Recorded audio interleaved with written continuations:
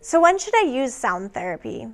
This is a great question, and it really depends on when you feel you should need it and what kind of sound therapy you're using.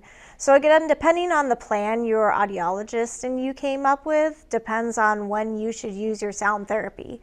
I know for my patients I'm using habituation with, I want them to use their hearing devices as much as possible because we are trying to reteach that brain how to listen and how to retrain to the tinnitus sound. So I want them to use those devices as much as possible when they're waking. But other patients just need the sound therapy if they're having a flare-up.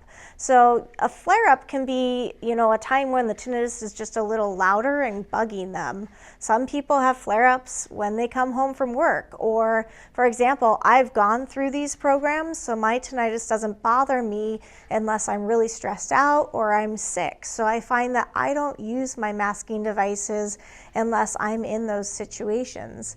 So you might find that you really don't need sound therapy unless you're in some of those situations. So if you find you're in a flare-up and your tinnitus is really loud, you might need those devices. So it really depends on the person. Some people need them all the time. Some people just need them during flare-ups. Ultimately, I like to get my patients to the point where they don't need their devices. They usually keep them around for a flare-up just in case, but my ultimate goal is they don't have to have those devices. So it really depends on the patient, but again, ultimate goal, you don't have to have these devices long term.